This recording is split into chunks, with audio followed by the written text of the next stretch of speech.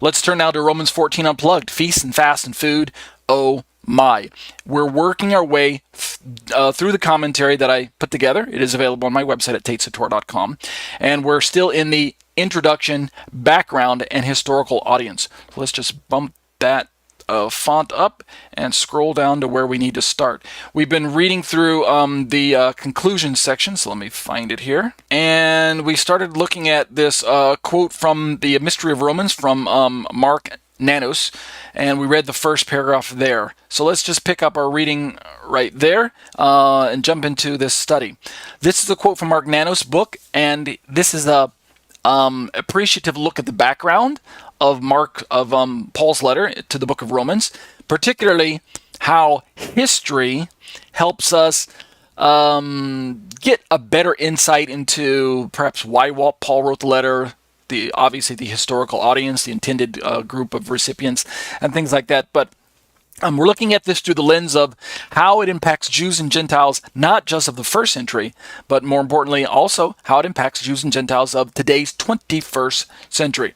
So let's read this. Mark Nanos says, quote, "There's good reason then, historically, to suggest that Paul's instructions in Romans may have been directed to Gentile Christians who were in need of being reminded boldly of their obligation to subordinate themselves to the governing authorities of the synagogues to which they were attached, including such matters as obedience to the operative halachot, that is to say group policy, group rules, things like that. That's what we mean by halachot. The group rules for defining proper behavior for righteous Gentiles, i.e. the apostolic decree, the Noahide commandments, which were kind of still being developed at this time in the first century, and the payment of taxes and other community obligations. So the premise that Mark Nanos is working from, which I think has some merit, he's not the only historian that holds this position, but the idea is that the first century Christian groups were not completely separated from their Jewish synagogal community counterparts at the time of Paul's writing in the mid-50s. Indeed, it wouldn't be until later on that century, closer to 70 AD and even after, when the destruction of the temple took place in Jerusalem, that we would begin to notice the fractioning of the separation of the Jewish synagogues from the Christian church communities. And as we kept moving further into the towards the end of the first century and into the second century, we began to see noticeable distinctions between who was a Christian and who was, say, a Messianic Jew or who was a traditional Jew. So today, I mean, we can obviously identify who's Christian, who's Jewish, who's church, who's synagogue, and essentially who's church and who's Israel. The break between the two is obvious, but in Paul's day it wasn't that obvious, and part of this is due to the fact that Christians were still attached to the synagogue. There wasn't really any other option for the Gentile Christians to turn to. It's the point I'm trying to make. There wasn't the establishment of the Christian church. Even Catholicism didn't exist in Paul's day, right? I mean, as old as it is, as old as Greek Orthodox Christianity is, it just wasn't around in Paul's day. There wasn't even any Islam, right? I mean, Paul couldn't even point them in that direction, as absurd as that sounds. The point is, Christianity was a subset of Judaism. It was a sect of Judaism. And as a daughter of the mother Judaism, the attachment between the two communities was strong, even though traditional Jews were still in blindness mode, kind of some of them in rebellious mode. Backsliding, stumbling, Israel is what Paul would describe them as and elsewhere in the book of Romans. So this is why it's relevant for us to think about these things. When we're reading through his letter and we encounter discussions about the Sabbath and topics about clean and unclean foods and what should we do about idolatry and feast and fast and food, oh my, like my study's called. it's too easy, as I interject for a moment, it's too easy for us as modern Christians to superimpose our own modern perspective of, well, of course the Torah is done away with, of course the church and synagogue are separate from one another, of course they've replaced Sabbath with Sunday, of course no one has to keep the dietary laws and things like that. It's too easy for us to superimpose that perspective on top of Paul's readership because we think that suits our theology and it fits us better for us to kind of operate that with that mindset. But that does damage to the historical reality of it's quite probable and entirely possible that the Christians would not have thought of Sunday versus Sabbath. The topic just didn't enter their thought process. How do we govern our lives now that we have joined Israel's God and have been counted as righteous due to our faith in Messiah? What is the lifestyle that we should be following after? Do we just continue on along as pagans? Well, Paul would say no. And there's no other comparative religion to turn to. So Judaism was that expression of their faith, and it suited their needs, and thus it made sense for them to stay connected to the synagogue and to the authorities, even though there were differences between the synagogue and the Messianic theology that was being developed in the first century. So let's keep reading. That is, Paul and the Christian Jews, right, Messianic Jews and Gentiles of Rome, they both understood their community or communities as part of the Jewish community/communities when Paul wrote Romans, with Christian Gentiles identified as righteous Gentiles. That's a kind of a technical term, righteous Gentiles. There were a group of people in Paul's day who were making a break from paganism, but had not made a complete a conversion to Judaism as an identity, as an ethnic identity. So they weren't legally recognized as Jews, but they were interested in the monotheistic beliefs of Judaism. They were interested in the community life of Judaism. They indeed were embracing the lifestyle of Judaism without becoming Jews. And thus, traditional Judaism of Paul's day, right, the authoritative Jews, the religious Jews, they still kept these God-fearers, these righteous Gentiles, a bit at arm's length. They restricted some activities. Righteous Gentiles weren't allowed to go the full mile when it came to keeping Torah. There were certain what we might call privileges that were withheld until you made the full step into conversion, right? This would be, of course, physical circumcision for your male and things like that. But nevertheless, generally speaking, there was an acceptance of Gentiles in the synagogue communities as long as these Gentiles behaved righteously, as long as they respected Israel's God, Israel's belief, Israel's Torah, Israel's place in the covenant, as long as they played their part to keep the synagogue running, right, gave a certain amount of support. So it wasn't like the Gentiles were not allowed. I mean, read through the book of Acts and you'll find Gentiles in numbers, quite a lot of Gentiles hanging out around the synagogues. And for what reason, right? They were religion shopping, right? They were perhaps tired of the state-led paganism. They were sick of the pantheon of gods. Perhaps all of the mandatory prostitution that Rome sponsored and things like that.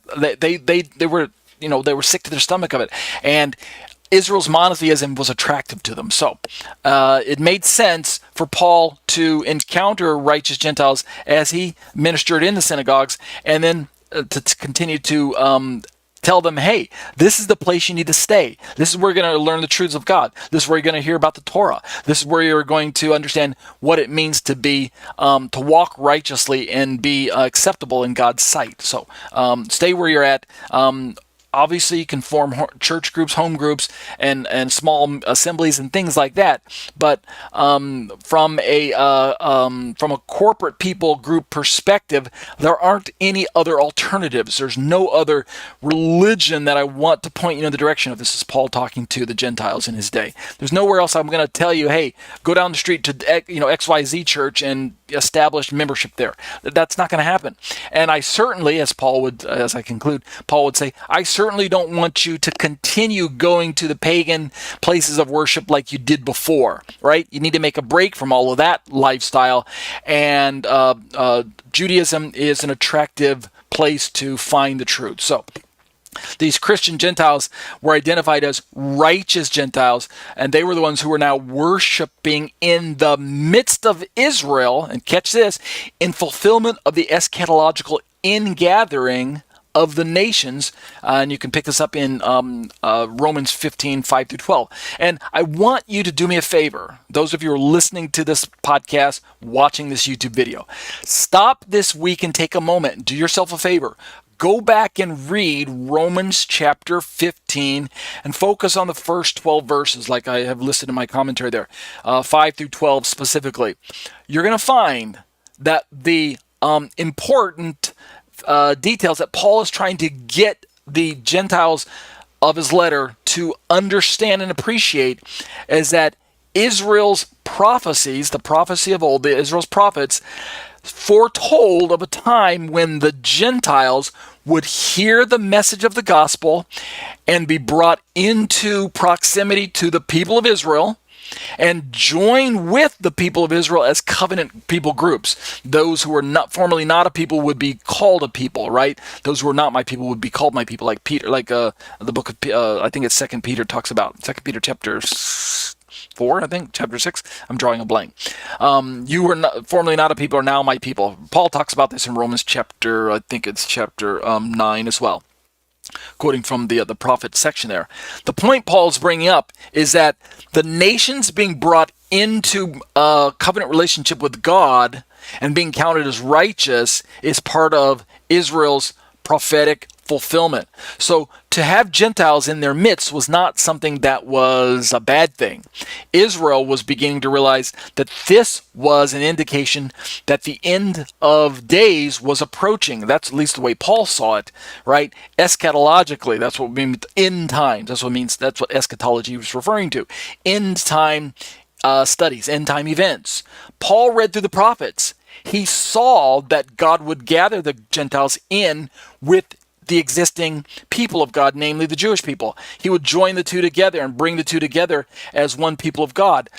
Paul saw that this was prophetic. He didn't know exactly how soon it would take place, but as he witnessed the outpouring of the Holy Spirit going out and bringing the Gentiles in via faith in Messiah, he began to put the picture together and realize that the end is upon us. The end is here. The end of days has dawned with the coming of Messiah. And indeed, for the last 2,000 years, we've been living in the end times. It's a bit longer than Paul probably anticipated. I don't know exactly how much the Holy Spirit revealed to him how long the end of days would last. I don't know if he really knew that it would be 2,000 plus years long. But that's beside the point. The point I'm trying to bring up is, in that section of Romans, you're going to find that the Gentiles are joining with the people of God, and the people of God that are mentioned are the Jewish people. So, what's my point? Why am I stressing this fact? When you read through the Apostolic Scriptures, aka your New Testament, don't factor in some artificial element that keeps the Gentiles and the Jewish people separated from one another. Just don't do that. You're doing yourself a disservice. Paul didn't see the Gentiles as separate and distinct from national Israel when it came to covenant promises and things like that. He saw a deficiency on Israel's side. Yes, they were blinded. Yes, they were stumbling. Yes, they were in partial hardening mode. But nevertheless, he saw that the Gentiles were joining the people of God, and indeed it was now the responsibility of the Gentiles to reach out to those disenfranchised, stumbling Israelites and help bring them back into the proper place that God had called for them and indeed prepared for them as covenant members. So hopefully this is beginning to get you excited as you study your Bible, particularly your New Testament sections. Let's keep reading through my study here. These are my own words. In addition to what Mark Nanos just talked about, writing about the details that are surrounding Claudius's expulsion, right? We're talking about Emperor Claudius, who expelled the Jews sometime before Paul wrote the letter to the book of Romans, and how it impacts his letter, how it would have impacted his letter, the Jewish people coming back into Rome, how it would have impacted the communities of Gentiles in Rome, their mindset towards Jewish people, etc., etc. Here's what Nanos reminds us of in this lengthy quote from a free essay that he provided to his own website at marknanos.com, I believe. So let's read another quote from Mark Nanos. Here's what he has to say, quote, "In the past 40 years or so, the traditional interpretations of Romans have developed a new historical construct that supposedly explains how it came to be that the Christ followers that Paul addressed in the mid to late 50s CE were presumably already meeting separately from the Jewish communities of Rome.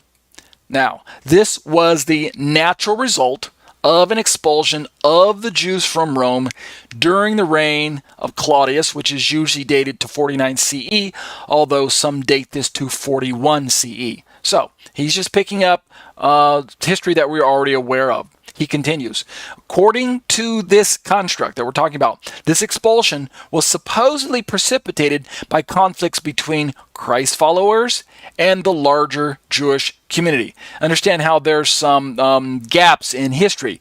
Even historians are not exactly sure why the expulsion was needed. Why did Claudius feel the necessity to kick either all of the Jewish people out or a certain segment of the Jewish people out?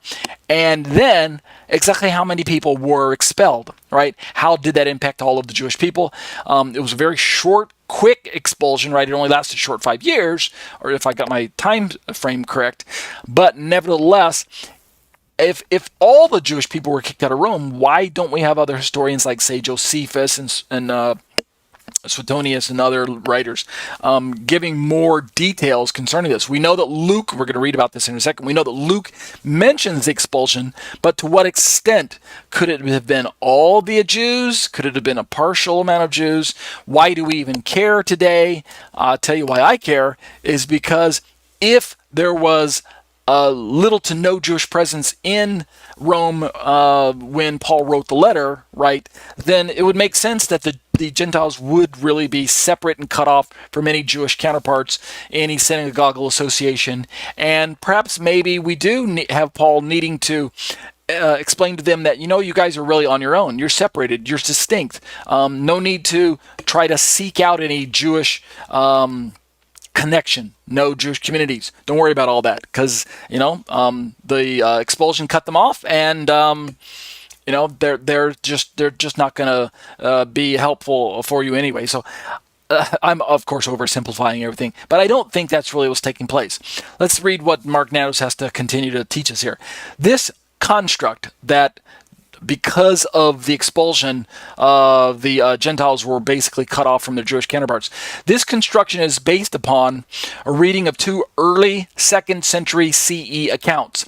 Suetonius briefly mentions a conflict regarding someone named Chrestus, and Suetonius is another historian from the 1st century. He talks about this in his work Claudius at chapter 25, section 4, which led to an expulsion of the Jews for turbulence within their communities, right? So this is well known. The disturbance would have been, disturbing the pax or peace so central to Roman imperial rule. And also we can read about this, as I mentioned, in Acts 18:2. And there we find that Luke notes that Aquila and Priscilla were also expelled from Rome along with all the Jews, right? Notice that the Roman emperors would not have made a distinction between who was a Messianic Jew and who was a non-Messianic Jew.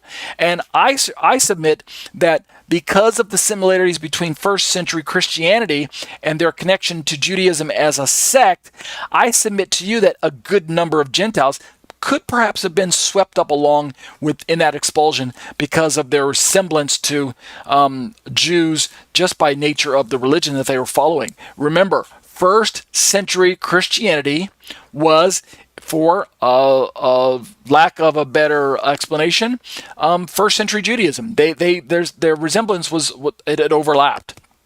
They resembled one another. So it would have been very difficult, in my opinion, for Roman authorities to just make a clear distinction between, wait a minute, oh, you guys are Christians and you guys are Jews, right? Christians would have looked like Jews because of the religion that they were practicing. And of course, we're not talking about dropping your pants and showing your circumcisions, right? That's a different discussion altogether. We're not even going to go there. All right, here's what Nanos has to say. The conclusion from the assumptions that we make today without the help of history, the conclusion is drawn in that since the Jews were forced to leave Rome under Claudius, the emperor, the only, or at least most of, the Christ followers who remained were non-Jews. Again, it's an assumption. We can't really make that assumption safely because we don't know how Rome would have identified Christians versus religious Jews. Again, the religion looked identical for the most part. There obviously were Roman citizens who were practicing forms of Judaism that were probably more closely resembling, say, Greco-Roman lifestyle. In other words, they were less connected to Judaism in some form. But nevertheless, I think that it's safe to say that there were probably a good number of non-Jews who would have been mistaken for Jews at this particular time. I think we can make that safe assumption.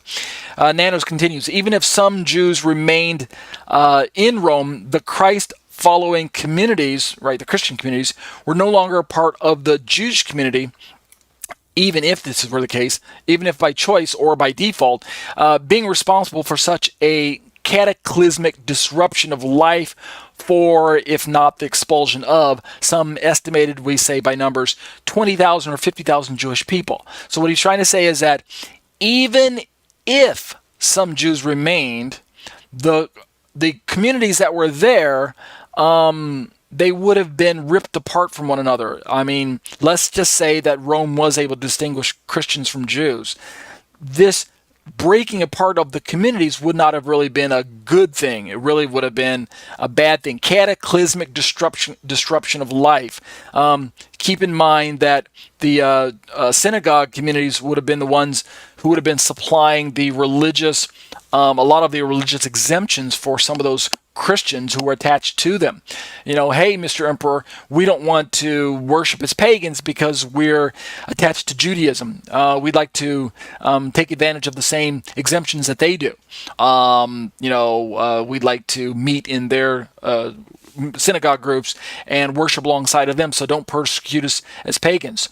Don't persecute us in certain ways.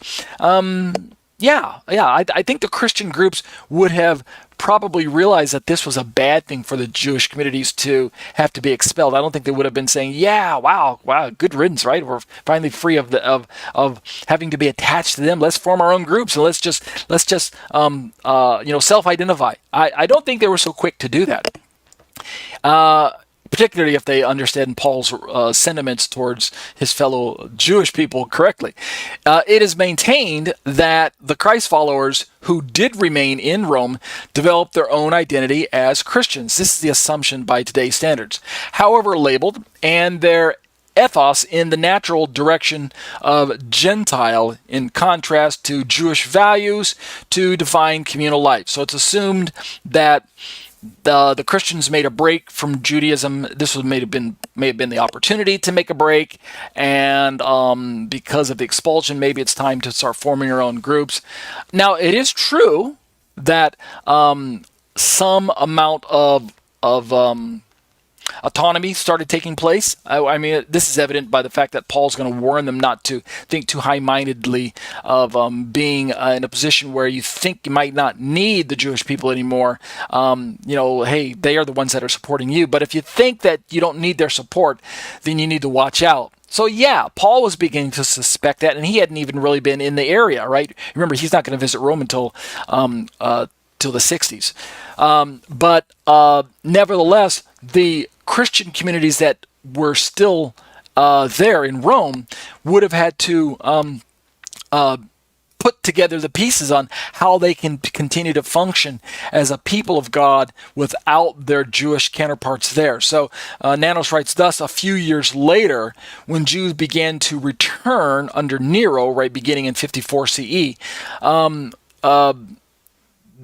we could of course base the assumption on that upon his death, I think there's a typo, based on the assumption that upon his death Claudius' policy was allowed to terminate, although there's no evidence that Nero himself reversed any such exile of Rome's Jews as a policy decision. So we could just assume that upon Claudius' death that Nero just stepped in and filled in the gap there.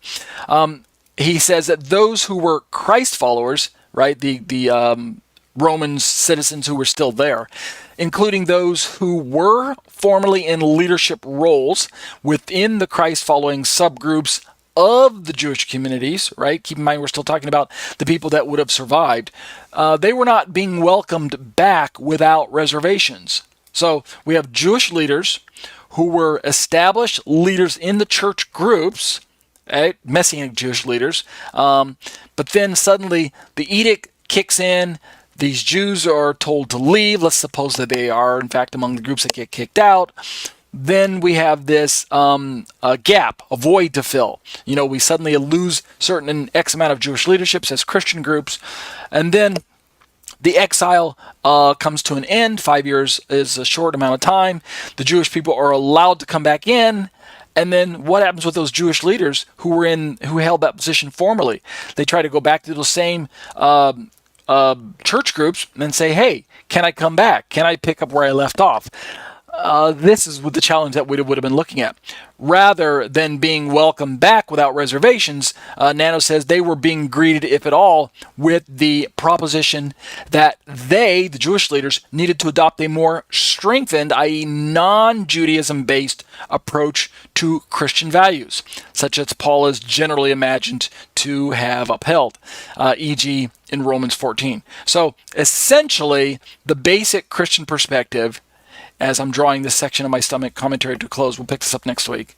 The basic Christian assumption is that this was an opportunity for the Christian groups to actually begin to formulate their own leadership as Gentile Christians and to really not be so dependent upon their Jewish leaders and the Jewish synagogal communities for any type of interaction and establishing of policies, halakha, and things like that. So perhaps maybe it's assumed that this was the opportunity and the kind of the providence that God was demonstrating that Christianity may need to make a break from Judaism.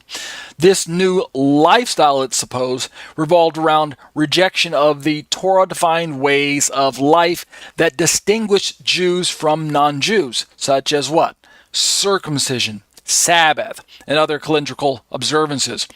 Of course, we've got the kosher dietary customs and so on. So, whether or not that was the formal decision of the Gentile church leadership at the time, we can't be certain, but we do know that there was the occasion for Gentile Christians to begin to move away from some semblance of a Jewish lifestyle, so much so that Paul is perhaps maybe prompted by the Holy Spirit to pen certain parts of his letters in Romans, like say chapters 9 through 11, and warn the Gentile Christians about developing a theology and a mindset that by today's 21st century standards would amount to some form of replacement theology or supersessionism or something like that, where we're imagining that the church has replaced Judaism, the New Testament is in, the Old Testament is out, things like that. Of course, you guys are familiar with, that's the basic sentiment that we have in today's Christian circles.